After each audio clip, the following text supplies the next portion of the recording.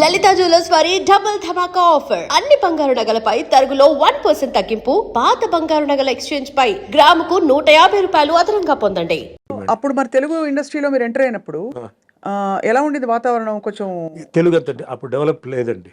తమిళ్లో అప్పుడు ఫస్ట్ బాగా ఉండేది. తమిళ్ సినిమాలు, Ilaiyaraaja music world wide, cameraman ఈయన Santosh Sivan, PC Sreeram, best combination sir. అదే సూపర్ అనమాట ఆ టైంలో అంతా. అది తర్వాత తెలుగు మెల్లిమెల్లిగా డెవలప్ అయ్యి ఈరోజు తెలుగు నంబర్ 1కి వచ్చేసింది. మిగతా అంతా వెనక్కి వెళ్ళిపోయింది. సార్ కల్కి సినిమాలో మిమ్మల్ని మిస్ అయ్యాం.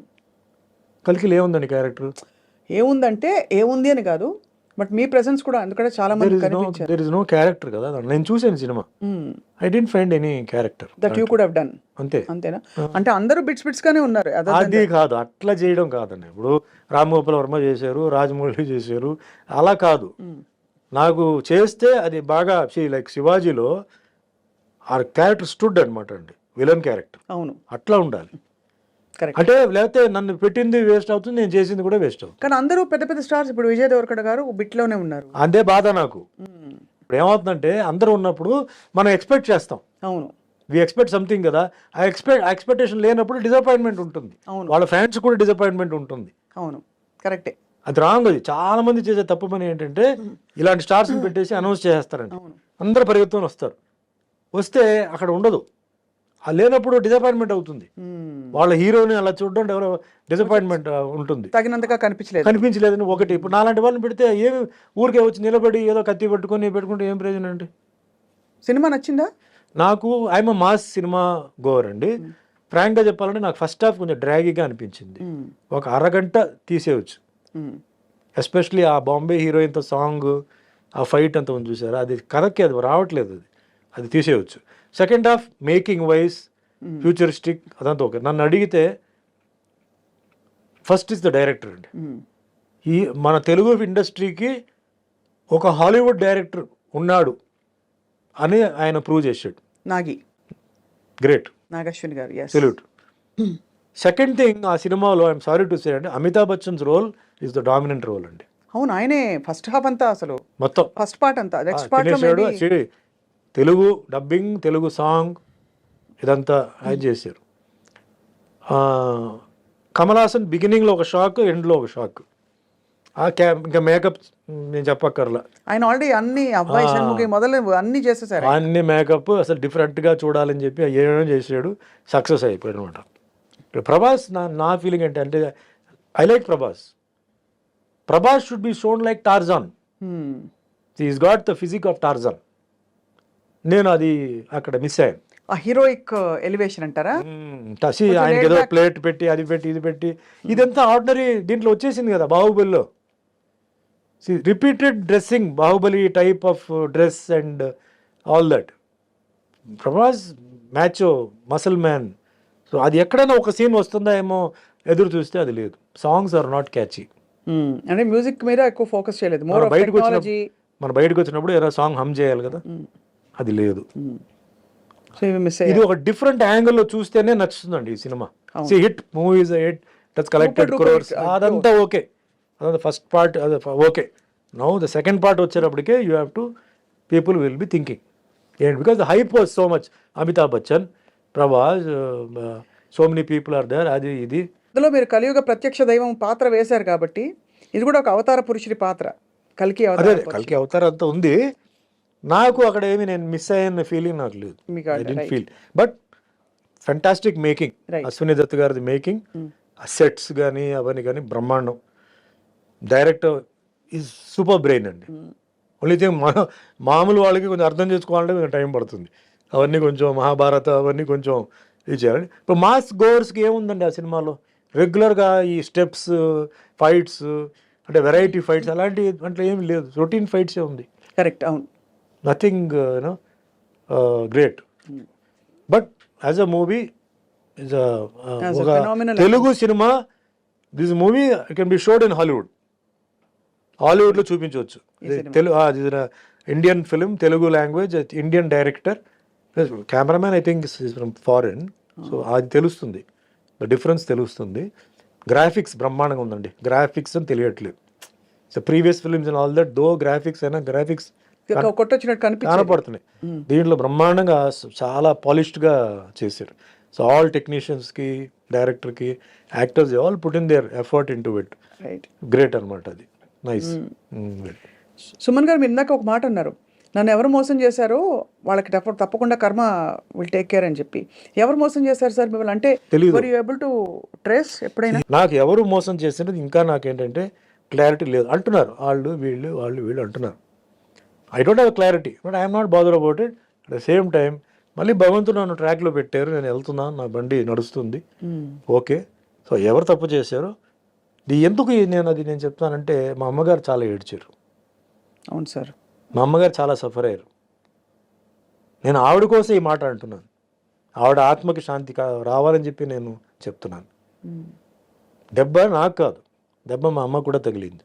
నేను ఎంతో గారభారంగా పెంచి ఎంతో చేసి ఆవిడకి అది తగిలింది. అది సో నేనేం చెప్పట్లేదు, అది వదిలేస్తున్నాను. సరే, కర్మలో అది నేను చేయాలి. మీ కర్మ ప్రకారం మీకు ఏముందో మీరు అనుభవిస్తారు. అది ఒక కొరియర్ వస్తాడు, చేయిస్తాడు, తప్పదు. అందుకే మీరు కొన్ని న్యూస్ మీరు చూస్తే ఘోరమైన యాక్సిడెంట్లో చనిపోయారు, ఘోరమైన దీంట్లో ఇది జరిగింది, ఆత్మహత్య చేసుకున్నారు, రోగం వచ్చి హాస్పిటల్లో ఎన్నో నెలల నుంచి ఉన్నారు.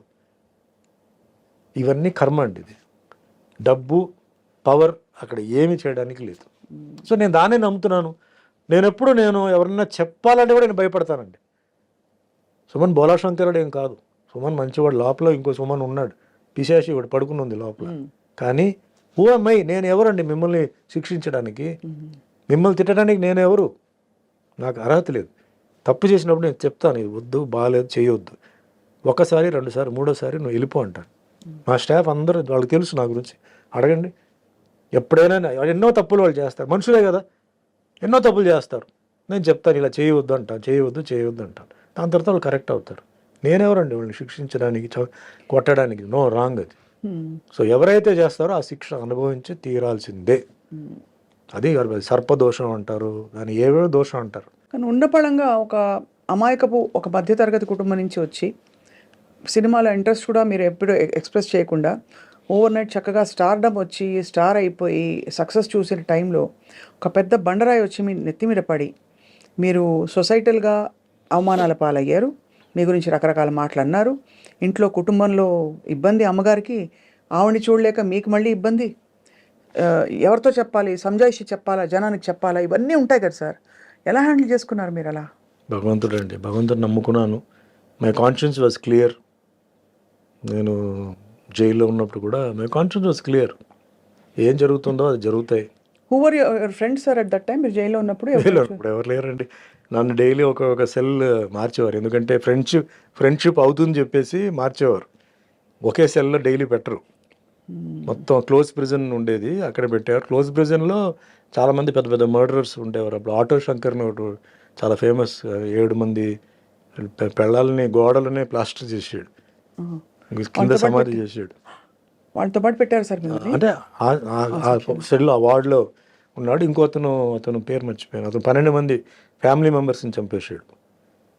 వాడికి ఉరి వేశారు. అంటే క్లోజ్ ప్రిజన్ అది.